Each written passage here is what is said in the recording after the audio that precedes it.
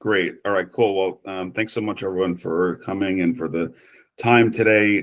This is a little bit of a kind of catalyst, so to speak, a little bit of a initial consideration of some thoughts gathered from experience of really trying to implement a number of considerations out in the generative artificial intelligence landscape in and across life sciences. Really kind of started by work that we've been doing in the space for many years in artificial intelligence broadly, in the things like machine learning and deep learning and NLP that have really extended out over the last year or so to the generative AI space, that are perhaps made a little bit more kind of palpable or kind of visible, perhaps just because of what's possible now within generative, but it is quite conspicuous, excuse me, because of some of the things that we're seeing. So really interested to hear everyone's kind of thoughts and feedback. So just a little bit on the kind of disclosure side, I am a partner in the firm that I represent, and I do have equity interests in the firm as well. I also have some additional shareholder responsibilities in a couple other firms that I advise on the side, but my opinions are not really directly related to any of that, and no one in the companies I work for has reviewed anything I'm about to say, so it's really just my opinions that follow, if you will. Okay, so for those of you that haven't heard of our company before, Nizio, we're the largest kind of partner to life sciences and health. We do all the kind of communications and consulting work for life sciences firms like pharmaceuticals and biotech, medical device, and groups that have like software as a medical device, like digital therapeutics and the rest. All the major brands that are out there that are in that space are essentially clients of ours. We work in the kind of post-clinical trials realm, so helping groups interrogate what their data, what their science means for the world, and bringing it to market so they can support different interventions out in the landscape, if you will. Everything from what their clinical development strategy should look like to medical affairs, which is primarily where I play, as well as commercial strategy, evidence, pricing, and branding, and the rest. And that's pretty much what we do. We have about 15,000 staff globally, every major English-speaking country, a lot of other countries around the world as well, including in Canada and other places, the U.S., Great Britain, et cetera, and we work in most major kind of therapeutic spaces as well. I've been in the area for about 25 years. I've worked on the launch of over 60 interventions in the space, mostly molecules and some devices, digital therapeutics as well, with a focus on neuropsych and cancer and rare disease.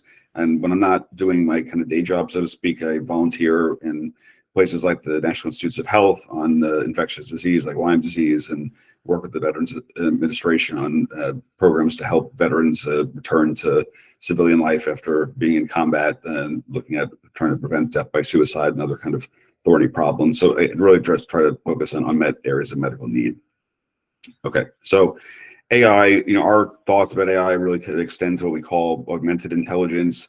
We take the Gardner definition for augmented intelligence as a kind of intentional design pattern that is human-centered. It kind of is like the AI is like the alpha and the omega is the human piece, if you will. It's the humans kind of design the software. They are parsing it and interrogating it and interpreting it, and then they work with artificial intelligence in their work streams in the enterprise to enhance cognitive performance, and as a result, therefore, like speed time to decision by improving learning and meaning making and new experiences. You probably may have seen this quote from Sam Altman, who is president of OpenAI. This came out a few years ago before ChatGPT was public and visible, but he said that what this was likely able to do is really kind of speed time to decision by focusing on our ability to think and create and understand and reason. And folks that aren't as close maybe think about generative as like perhaps an autocorrect or a kind of predicting the next word or next consideration, but it really is a more kind of reasoning engine, a prediction engine perhaps. So in the medical space, that this is a kind of an idea of synergy, if you will, where like the AI can do something reasonably well, but in its ability to do so, it kind of has a lot of the strengths, if you will, or a lot of the kind of areas from a feature perspective that humans really never kind of have to worry about. Like the AI never gets tired, it doesn't get sick, it doesn't kind of complain about long work conditions or the rest. But it also doesn't really kind of do very well contextually or really understanding patient concerns or what really works in what situation or not. And humans then in a similar situation have their own areas of strength and expertise, and in certain situations also kind of perform, admirably. So this particular situation shows that in this area, we were looking at the identification of lymph nodes for in an area of cancer, that AI by itself can achieve a 7.5% error rate, which is not awful, but it's not perfect. And that human pathologists can get to a level of about 3.5%, a little bit better than the AI. But when you kind of work with both together, that the error rate drops to about 0.5%. And this requires a lot of things. It requires humans that are kind of comfortable with the AI, being part of their work stream or part of their workflow. And not all professionals are so comfortable. But and we'll talk a little bit about that in just a bit. But it also shows that when they work together, that the error rate drops, that you really get this kind of synergy. And this is the augmentation we're really kind of after, if you will, where both work together and they achieve a result that's better than either alone. So we have this kind of overarching disposition, and it's really kind of systemic across all of life sciences, across all of health, that augmented humans will win ultimately in the marketplace of ideas, if you will. That is, physicians that are partnering with artificial intelligence will be more effective than those that don't. Same too for nurses or pharmacists or researchers, or really patients as well. Anyone that kind of uses artificial intelligence, especially in the generative perspective, it really in any area where cognitive or creative labor is involved will be more effective than those that don't in kind of the world to come, if you will. We're already starting to kind of see that a bit. Most of the major professional societies are saying similar things as well, that they're encouraging their members and the stakeholders at large to adopt a stance that is a bit more progressive in this manner, and try to think about kind of where things are, where they're going, to not think about it as a robots are going to take your job type of thing, but to think about it that you working with an AI will help you do your job more effectively and more enjoyably, and as a result you'll be able to be more competitive with those that are out there in the world. Okay, so that kind of leads to this idea then that augmented intelligence will transform life sciences. McKinsey, one of the leading consultancies in the world, has this idea that there are a lot of places where augmented intelligence can really help life sciences. The biggest is in insight generation, where there's just so many interactions between experts and other stakeholders in the world, and it's just very challenging to kind of surface and raise up those insights from what is essentially a lot of unstructured data.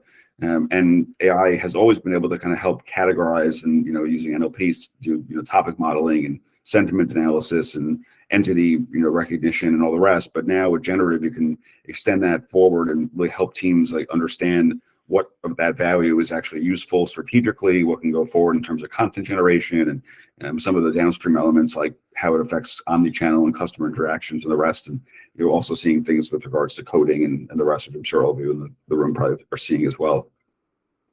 Okay, so that's the kind of first bit, the preamble of kind of what's happening within life sciences and augmented intelligence. The second kind of bit, as it were, is really on the human piece, if you will.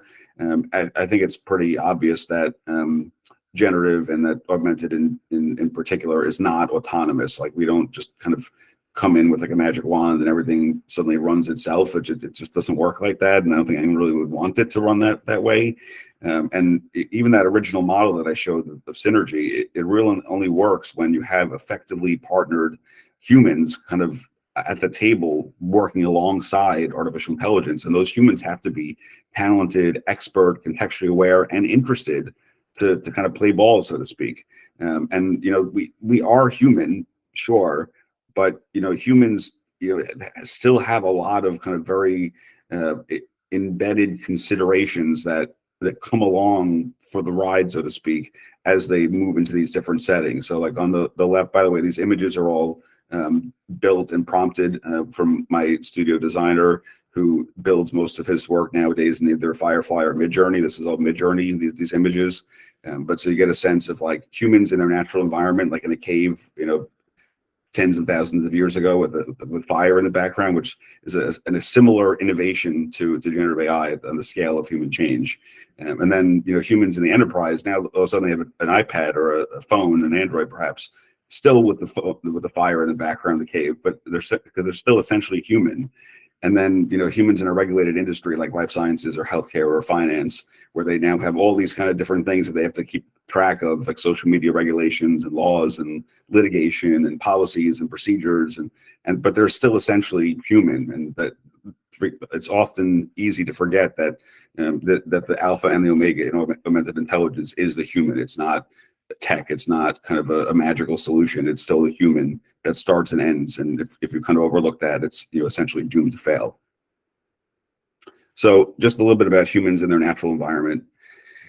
It's often the case you try to implement projects like this in any environment, whether it's life sciences environment or another environment, that you'll hear something like this, like, oh, it's a FUD thing. Like, have you heard this, or like some version of this? Like, I hear this pretty often, but maybe I just run in different circles.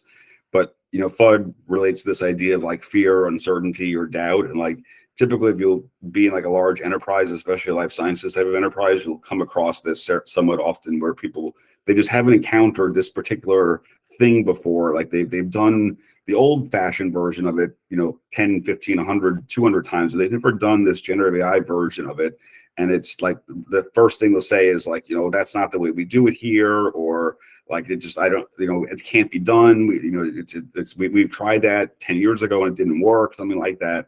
And they're always kind of expressing this underlying like fear or uncertainty or doubt. It's like completely natural. It's not a bad thing. It just kind of indicates that they're human. And the reason why that is because Peter Diamandis, who founded the X Prize and is chairman of Singularity University, says that the human default mindset is like really wired into our brain from hundreds of thousands of years ago. And that default mindset is this idea of kind of like fear and scarcity, that like, back when we were, essentially living in caves with, fire, we didn't know where our next meal was coming from. We had to worry about big animals like competing with us and taking away our children. And most of the time we grew up with very little to have. And, we got used to accepting scarcity as the norm. So having more than we could kind of consume was not normal for us. It was not like a regular thing. So like, and honestly, in analytics and in data science, for all of my last 25 years, the norm wasn't really that like robots would take our jobs, or that AI would become sentient, or AGI was like right around the corner. That was really not the fear. Most of my fear was that when we went and talked to a team, an internal executive team or a partner, that most of the time we would talk about a model we were building, and I would be really worried that it wouldn't even do half of what we would promise that it would do, just because we would talk a lot about what we could do, but there would always be all these challenges of actually implementing it in the real world. And that ultimately, after we went to stand it up, that we'd lose credibility and resources. So our fear for most of my career was not so much on these like outsized expectations of like abundance, if you will, but more about like not even be able to do what we promised, like just a kind of a scarcity consideration. And now I think we're entering a whole new world, and with it, this like new set of fears and expectations. But the fears are more around like doing too much and what's possible when we start doing too much. And it's this world of what might be called superabundance. And I think, what people generally are not wired to think about a world where there's a lot of everything, where we have like, say bountiful energy, clean energy, where there's bountiful food, where there's, a lot of resources to go around, where like generative AI, for example, can produce content at a fraction of the cost.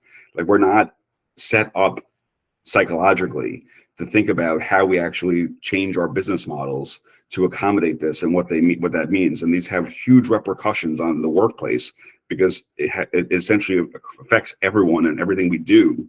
If people are used to kind of working in a kind of scarcity, fear-based mindset, and now we need to kind of get them to think more from like a growth mindset. And our entire lexicon is like set up to kind of encourage people to get used to having just enough, or having kind of just like the allotted amount. We have all this whole kind of lexicon of considerations, like all things in moderation, or like too much of a good thing, or drown in the sea of plenty. Like, we try to dissuade people from having too much, because it's just not normal. It has never been, but it's starting to become more so. So if that's not enough, we also have this kind of consideration of this, what's called the technology adoption anxiety spectrum. It's always been out there, but like people now talk about technophobia, where like individual folks have a fear of the population of any known technology. When you start looking at emerging technology, whether it's like the metaverse or AI or blockchain or anything like that, people just instinctively fear new things, new technology, and that leads them to not want to adopt technology. Right now, even like the Pew Internet Survey suggests that only 60% of folks in America and Canada and the US have tried ChatGPT, which means that 40% of people in both Canada and the US have not tried ChatGPT at this point, which is shocking to me, but that it is the case in terms of their survey. And there's this article published by my friend Reed Blackman. He and I went to school together a long time ago. In his article, Generative AI Anxiety, they talk about two newly emerging fears amongst this kind of like high tech bleeding edge population. One is that people are doing a lot of things and they don't really know kind of what good looks like. They don't know how to stay compliant and kind of what security needs to look like for their work. So they're constantly trying to figure out like, how do they keep themselves compliant and ethically aligned, if you will? And that's like a big concern these days.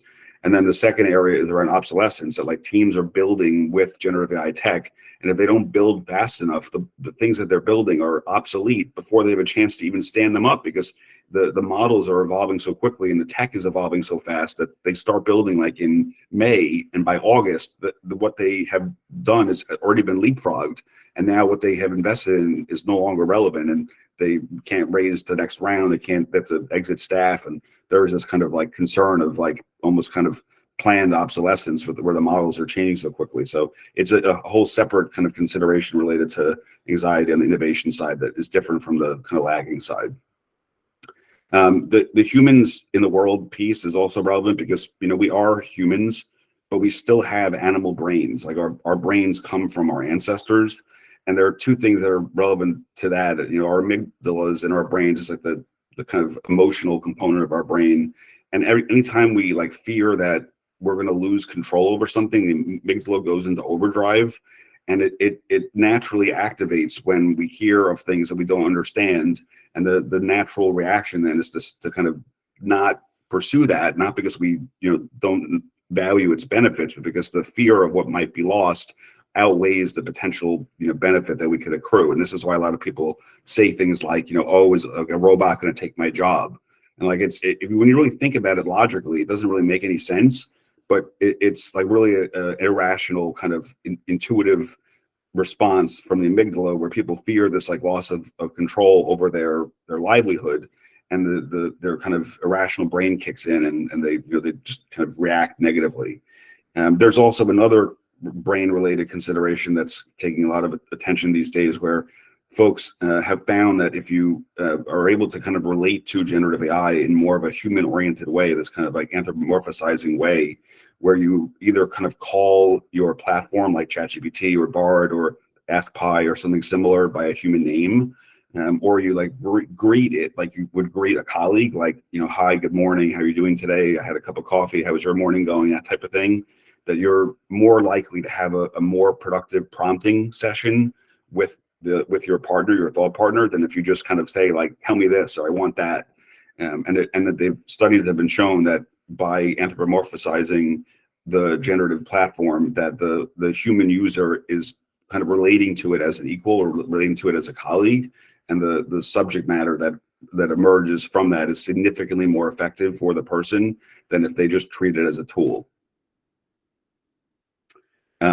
Okay, so humans kind of like in their lives don't tend to change their behavior all that often. And it's not an information thing. People know lots of things that they do are not good for them, but they still don't change their behavior, whether it's about, not taking up an exercise routine or not stopping smoking or lots of things. But it's very hard for most people to make changes readily. And I did my doctoral degree in educational psychology, and it relates to the kind of psychological stages that people need to kind of adopt before they adopt a habitual behavior over time. And there's this one approach that's called the stages of change, which is depicted here, that indicates you kind of have to say you're going to change something, then you got to be aware that you're going to change, but make a plan to do it, then you got to make the plan, do it repeatedly for a number of times, then adjust it to your context and make a habit, and then kind of remove all the things that frustrate your ability to kind of actually adopt it in your context in your life. And that takes a really long time. And it doesn't happen by default. So like just coming in and doing a presentation like this one time typically isn't enough for most people to be like, you know what? Matt's right. I'm going to go start using generative in all my things, and all my work, and all my home things, and everywhere I work in my life. It's not even close to sufficient. It takes a really long time for most people to make changes, and it's much more likely that things don't stick than that they do stick.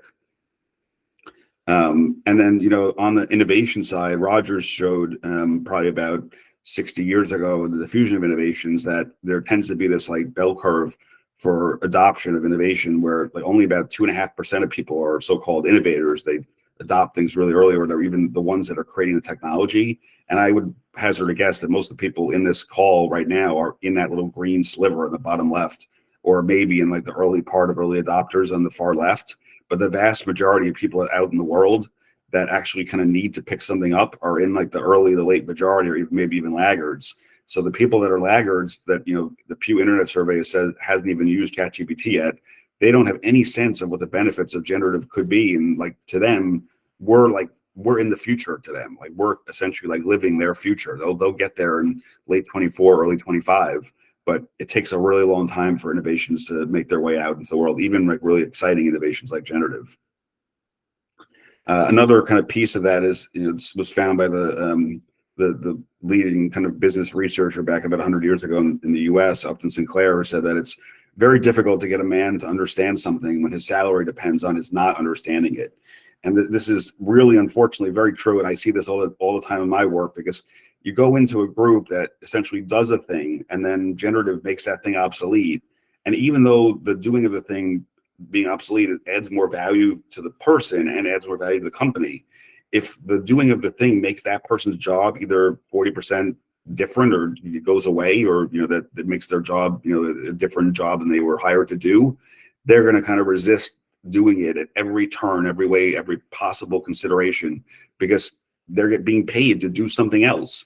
And our entire structures are all set up for these kind of organizational charts and bureaucracies and considerations based on kind of a legacy system where artificial intelligence did not exist. And if someone's salary is depending really on not accepting that new reality, it's going to be really hard to kind of get them to shift. Now, I'm really fortunate that I work with a lot of innovative champions that are can see the future and help remedy and renovate towards that goal. But it is often very difficult to kind of get people to change when their pay and their livelihood depends on not understanding that. There's this concept also out in the world that has been there for many years. Those of you that have some maybe gray in their beards, or like me, might recall this back in the day. But there's this idea that it's not the software. The software is great, but the problem exists between the chair and the keyboard. Or what might have been called one day user error. That there is a lot of challenges that come post-training, post-strategic enablement, when people are actually trying to apply the thing back to their work. And PEBCAC is the kind of acronym for this. But it is a real consideration, because even though something works really well, or that it's demoed really well, does not mean that people actually use it that way when they're left to their own devices and they don't have any support in their actual environment. So trying to think about what their motivation is and what their incentives are and their systems and their processes sometimes makes all the difference between this being a problem and this being a solution. In the regulated environment, it is also a little bit more challenging, because you often need to kind of look to something to kind of guide what you do. And sometimes that's policy, sometimes it's professional society guidelines or practices or legislation or litigation or rules or compliance. And it's the case now that the technology is such that it kind of precedes a lot of this, right? There's generative out there in the world, but in most economic states, most governments, most organizations at large, there isn't much regulation, there isn't much legislation, there isn't much kind of litigation yet. It's starting, but it hasn't really kind of come into the fore. So if you're actually working, say, like at a pharmaceutical company, you don't really have much to look to say, like, if I need to commercialize a novel asset for lung cancer, what are the guidelines I can use with regards to generative? There's really nothing to kind of guide your practice, unfortunately. Whereas for almost every other part of the commercial stack, there is something you can look to that says, this is what I should do, because that law, that kind of guidance, that compliance consideration has been stood up over time to kind of envelop you and kind of indicate what's possible and also what's not. But right now, the kind of that framework kind of follows the technology, and we're a bit further ahead of what that looks like by some period of time. So it makes it a little bit harder to figure out what is straightforward. And there's a broader kind of consideration that in order to get people to really change, it's not enough to have a lot of champions kind of shouting and saying that this needs to be done, or even training the people that are kind of associated with the champions. You have to really think about how much the organization really needs to start shifting in the right direction. And there, some folks have indicated that the number that could be as high as 25 to almost 35, 40% of the organization needing to kind of really start adopting a specific disposition before you really start seeing meaningful change. Otherwise, you're really just helping to educate and inform a lot, but you're not really seeing a lot of shift. And this corresponds to that earlier consideration of technology innovation, where the innovators and early adopters are kind of saying this is great, but the majority of the group still hasn't even seen any benefit yet. Another big area that exists within the human factors world is that of kind of trust, if you will, where humans tend not to engage with others, whether they're other people or animals, dogs, if you will, pets, or with software, unless they trust the thing.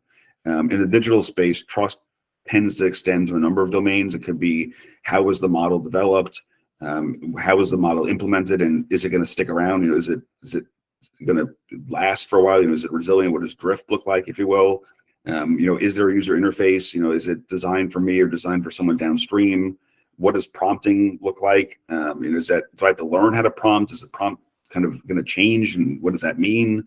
What result am I getting? Can I trust the result? Is it, is there an reference? Is the reference a real reference, or is it hallucinated? And then how do I use it in my work stream? And is that going to change as well? And like, who's going to be responsible for that? And generally speaking, if a person doesn't trust the thing they're doing, they just either won't do it, or they'll sabotage what's being done to them so that it isn't done to them or for them. So it's so crucial and critical that we think about trust in the implementation of any new program or software, or the replacement of an old consideration with a new one, because they did trust the old one even if it didn't work so well. Even if the new one is 10x better than the old one, and the old one they trusted, if they don't trust the new one, people will not adopt it and they won't use it. Almost finished here. I think this is an interesting finding. I mentioned earlier that with augmentation, you need to kind of be there. The human needs to kind of be accepting of what the recommendation is that's coming from AI. And if you don't accept it, it doesn't work. There is a whole kind of set of research in the human computer interface area that suggests that people need to also think about what their kind of a locus of control is, or like where they sit in the grand scheme of things, in order to really accept or adopt the recommendations from AI. It doesn't mean that they need to be themselves religious, or they need to be kind of affiliated with a specific religion. But in this particular paper, they show that people that think about God, that increases their acceptance of the recommendations that generative AI makes to them around specific decisions or predictions that are made. And in the paper, they find that it's primarily because a lot of people kind of go into AI kind of not trusting AI, but they think that humans should know, or should kind of be able to kind of decide what's going to happen. And when they kind of recognize that humans are in kind of a broader context or a broader ecosystem, and that AI is part of that ecosystem, and by being reminded that that's the case, by that there is something else potentially out there, they're more likely to accept recommendations, and as a result, the outcomes improve. So it doesn't mean that they have to be, again, religious or affiliated, but by being reminded of what else is possible, they're more likely to make better decisions. An interesting kind of finding. And then a presentation like this wouldn't be complete if I didn't show a robot slide. So it is also the case with human factors that we have these kind of instinctual reactions to the things we see and things we hear, and the press and the media are all over this, robots are taking my job, robots are going to overtake the planet, robots are going to kill us all type of thing. There is a natural kind of tendency as we get closer to this idea of this, the idea of the uncanny valley, where essentially the image of robots approach what we think of as corpses or zombies, that we just associate that with a lifeless human. And we see in robots this kind of idea of death personified. And as a result, like a natural instinctual response for us to say is like, oh, there's a robot, that's like bad. And as a result, anything associated with a robot, like generative AI or artificial intelligence broadly, can't be good for us. So we're just going to push back and resist. But there are ways to kind of get past that. But it's a natural human tendency, and it occurs across all cultures. And all age groups as well, from children, babies as little as 4 months, all the way up to older generations have the same reaction across all cultures. So it's a really interesting phenomenon, but something to recognize and be able to kind of look past as we're implementing technology. There are a couple of things about empathy that are just interesting to point out. There's been some studies that show that patients are starting to rate generative AI at least as good on the empathy scale as physicians. Whether that's kind of like a black mark against physicians or a positive strike for generative AI, I'm not sure, but it does indicate that empathy matters to those that are parsing information from generative.